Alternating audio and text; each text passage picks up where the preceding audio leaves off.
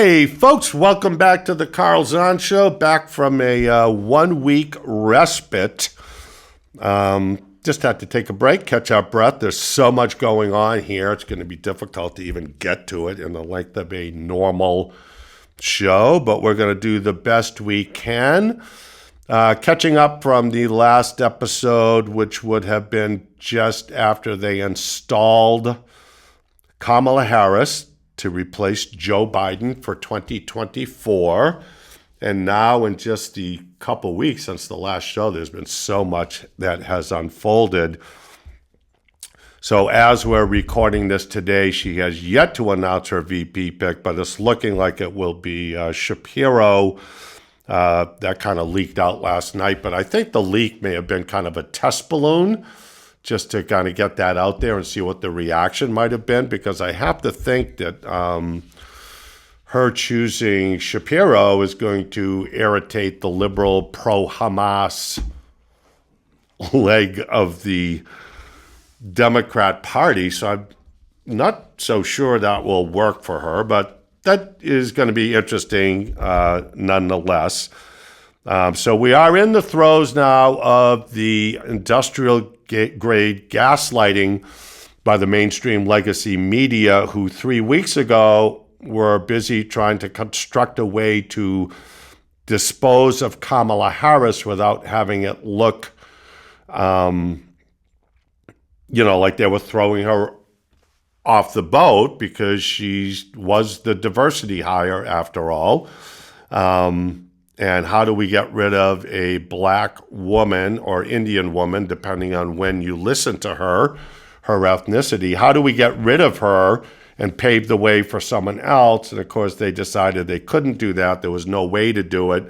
Plus, I think she's the only one who could keep the delegates and all the money. I could be wrong about that, but in any event, clearly they decided that Kamala Harris was going to inherit the crown, and now the media has just done a complete reversal on her and all of her positions, and she's being presented as the new Margaret Thatcher. So it is utterly fascinating to watch all of this unfold. And honestly, the thought of her leading this country in such a perilous time in United States history is daunting, to say the least. So we're also going to get into all the post-Trump assassination attempt stuff that's just, that is the story of the decade in and of itself, even without everything else that's going on. That single story and everything that's coming about after it is like the story of the decade, just in and of itself. It's stunning. But I did want to go over quickly. Last week, the U.S. debt officially reached $35 trillion. The Biden administration has been spending $1 trillion every 6 months. And to be fair, Trump spent a lot of money in his administration as well. I know he was bothered by it, and if you think back, there was a time when Donald Trump said, "I'll never sign a bill like this again." So I think he got kind of, he learned the first time in that, parsing pieces of these budgets out of Congress, all these self-serving nitwits who pad all these bills with their pork barrel spending, he found out it's not as easy as he might have thought to strip that stuff away. So to be fair, Trump administration spent money as well in their time in office, but the U.S. debt now is reaching $35 trillion. So just servicing that debt or paying the interest on it is more than our military budget. The 4 or 5 or 6 countries behind us as a benchmark, the EU, the European Union, $17.4 trillion in debt. The UK, United Kingdom, $9.65 against our $35 trillion. France, $7.65. Germany, $6.7. Japan, $4.4 trillion in debt, again against our $35 trillion. And China, just $2.5 trillion in debt. So 1, 2, 3, 4, 5, 6, those 6 countries combined are less than our $35 trillion in debt. We're in trouble. And that's just the financial part of what this country has to face. So I have to talk quickly about the Secret Service debacle in the wake of this Trump assassination attempt. I think I said on my last show that I'm stopping short of a conspiracy theory, but I did think it was deliberately sloppy, that they deliberately left an opportunity for something like this to happen. It's kind of like leaving your bird seed out at night and then being shocked when a bear shows up, which I have done, by the way. And, that they left an opportunity with these rooftops and the water tower, and everything that has come out has just been absolutely stunning.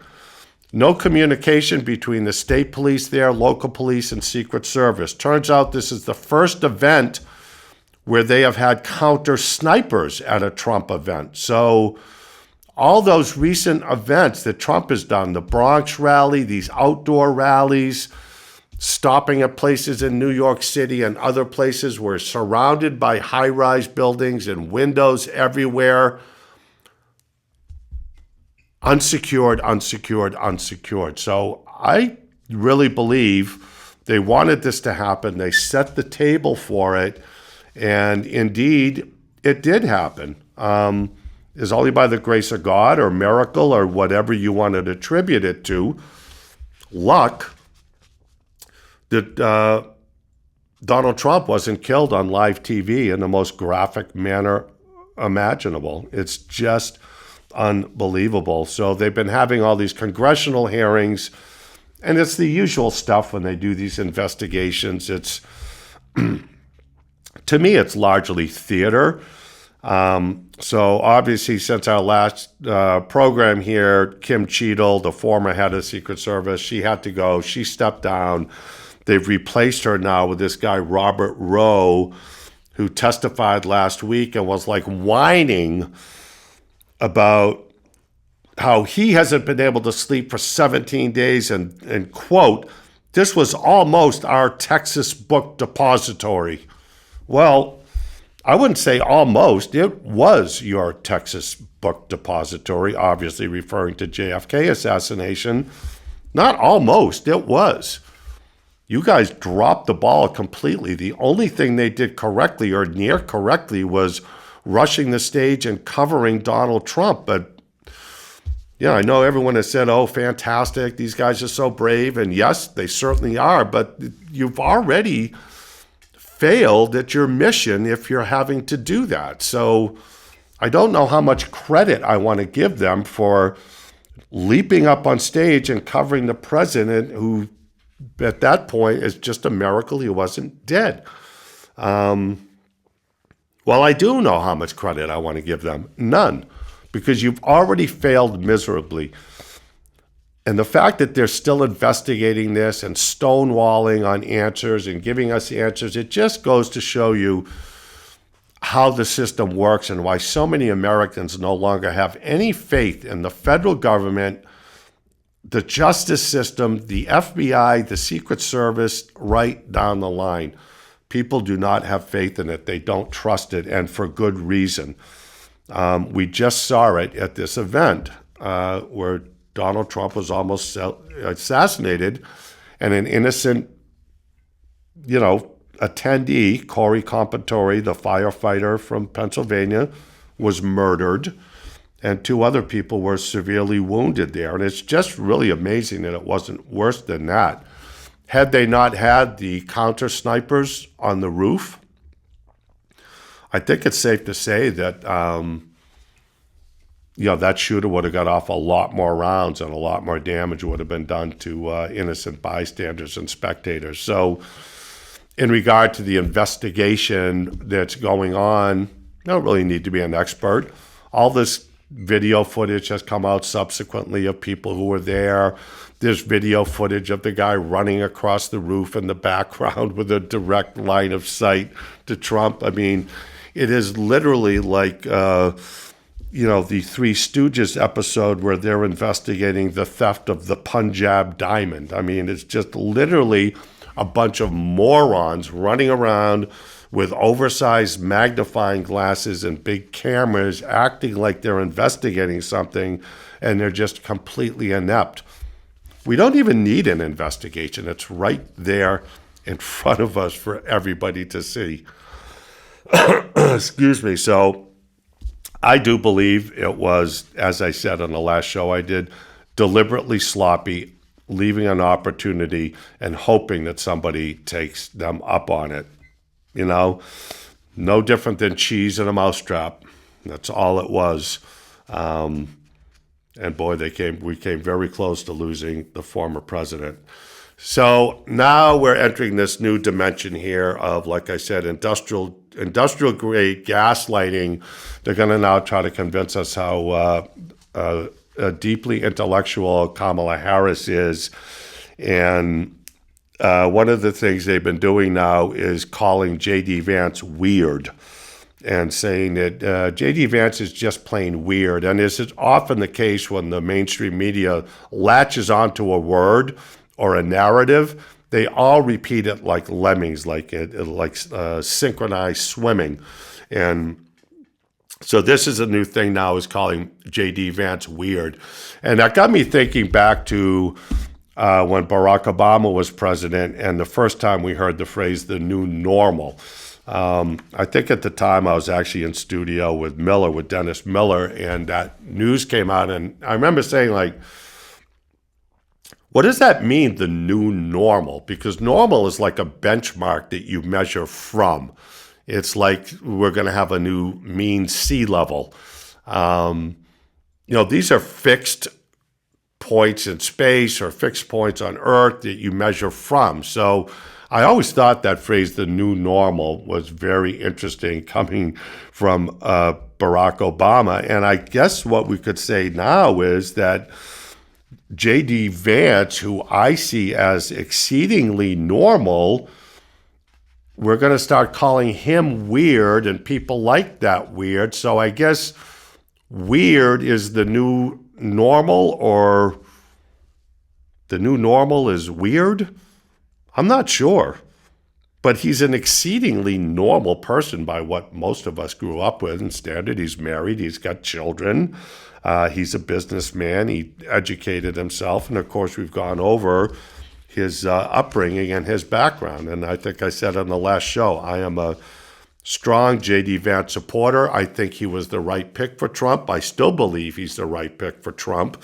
And the fact that there's all these rumors going around that Trump is going to drop him and Trump, is questioning his pick of J.D. Vance, I don't believe that for a second. And as is often the case, when they start talking like that, you're right over the target. J.D. Vance scares them, believe me, because of the fact that he's not weird. And it's just so interesting when you see stuff like that, and using our 1940s technology that I'm so fond of here at the show. I actually pride myself on our abject lack of use of technology. But so when you call JD Vance weird, and what is that? That is Sam Brinton, if you remember, the luggage stealing head of nuclear waste disposal for the Biden administration, who only got dumped when his penchant for stealing other people's luggage and then wearing the woman's clothing that he found in it became such a runaway freight train that they had to get rid of him. But just remember, J.D. Vance is weird. J.D. Vance is weird.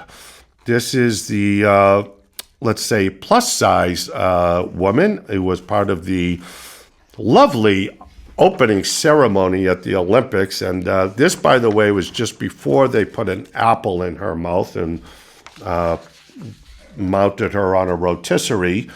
But remember, J.D. Vance is weird. And getting to the Olympic ceremony that was clearly mocking the Last Supper, and I just remember kind of looking at that and thinking to myself, if I wanted to see a scene like that, I would ingest some mushrooms and watch a Fellini movie. I don't expect to see a scene like that at the opening series of the Olympics.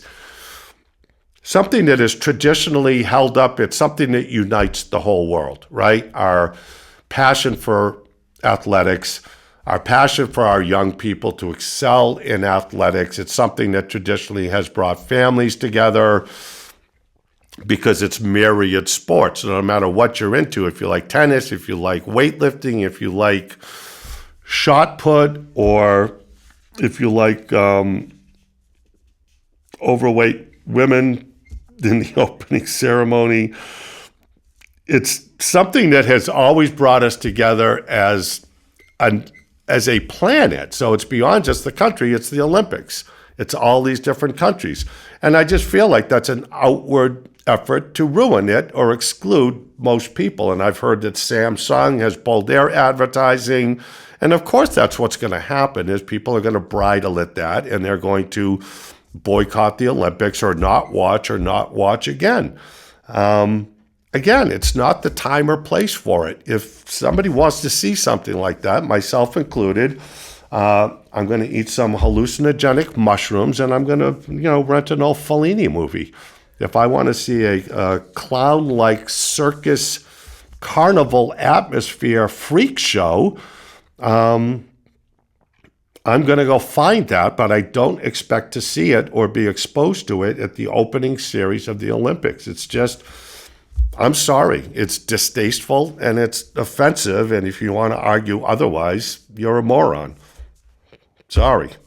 I think most people would agree with that. It's just not the place. It's not the time or place for that. So this is where we're at now with JD Vance is just plain weird. That's the new narrative that's going to go out there. That'll be part of the lexicon. JD is so weird. You see him at the board. He's wearing jeans and a shirt. He's like the normalist of regular guys, with an IQ of like 150. Super smart dude. So that just tells me that they're frightened of JD Vance. The effort to destroy him, like I said, that always means that you're right over the target. Very interesting. Sam Brinton's not weird. Admiral Rachel Levine, the woman of the year, who is actually a biological man, that's not weird. And again, all of us have to remember this. I've been saying this for a long time, that this upcoming election is not, you really need to put aside Harris, Trump, all of that, and just boil it down to what it really is, good versus evil. I really think that's where we are. It's good versus evil, and that should be, I think, a pretty easy choice for most people. And if you're on the other side, that's fine. This is America. You go vote how you want to vote. But I really think that's where we're at. It's policy, and it's even beyond policy now. It's like stuff like this.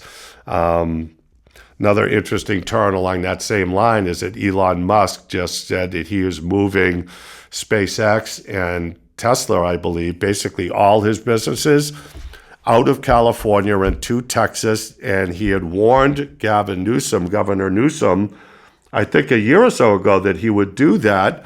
And the reason he's doing it is this obscene, ridiculous bill that Gavin Newsom just signed in California, which now makes law that school systems, teachers, school officials not only don't have to, but now cannot tell a parent if their minor child is having gender issues or has disclosed something at school where they feel like they want to transition or they're questioning their biological gender. So now, all across the state of California, public officials now have the upper hand over parents in terms of minor children. So just, wrap your head around that for a minute. That just completely usurps parental rights, again, of your minor children, and basically says that if little Johnny's fifth grade science teacher decides that Johnny and him had a talk, and Johnny decides that he wants to be Janie, not Johnny, they can go ahead and do the reassignment surgery and do all of that without ever notifying the parents. So again, JD Vance is weird, but all of this stuff is normal. Gavin Newsom, I've said it before on the show, he should have a forked tongue and a pointed tail. He is like half man, half reptile. He is the oiliest, greasiest, slinkiest politician, I think, in modern history. If he doesn't just send chills up your spine, there's something wrong with you, you know? Just try to imagine yourself meeting Gavin Newsom and Nancy Pelosi in a dark alley at 2 a.m. somewhere, and tell me that you wouldn't be scared shitless, because I would. That's like creepy. Never mind clowns, that's creepy. So this is where we are. California, parents, no rights. We'll decide what's best for your child, even if it is includes surgery and gender reassigning surgery. And to that same point, getting back to the Olympics, I know I'm all over the map here, but the boxing, you know, the young girl who was in the boxing ring with the biological male, everybody has seen this by now. If you haven't, go look. 46 seconds in the ring, she stepped out because he's pummeling her. If you're not heartbroken over that, there is something wrong with you. Here's a young girl who has worked for this her whole life, you can be sure, worked her tail off, is culminating in her appearance at the Olympics. You can imagine her investment in this, in time and effort and self-discipline over many, many years, her family's investment in her, and then she has to go in and fight a man. I'm sorry, it's a man. Chromosomes. We should just all collectively be ashamed of ourselves. And the Olympic Committee and the people that are allowing this in sports, come on. Come on. I mean, can I show up at a girls' swim meet with a dolphin and just say that, you know, this is my dolphin who identifies as a 16-year-old girl? You know, let's have a swimming contest. I mean, God, half the country has lost their minds. And finish up quickly with the big brouhaha over Trump at the Black Journalist event with the minimally bright Rachel Scott of ABC News, who was questioning him on DEI. And didn't you say that Kamala Harris was a DEI hire? And excuse me, I think Trump kind of stumbled over the answer there when, you know, we asked her to explain DEI, and she said diversity, equity, inclusion, which is not a definition. That's what it stands for. All he had to say was Joe Biden said she was a DEI hire. He said he was going to pick a black woman for vice president. So there we are. We got much more to get to. We're going to leave it at that for today. We're going to do some shorts on some new Harris campaign slogans. I give good border. I don't know. It's got a ring to it. I'm not sure that's the one. But stick with us. Stay with us. Keep the blue side up. And we'll see you next week. I'm losing my voice.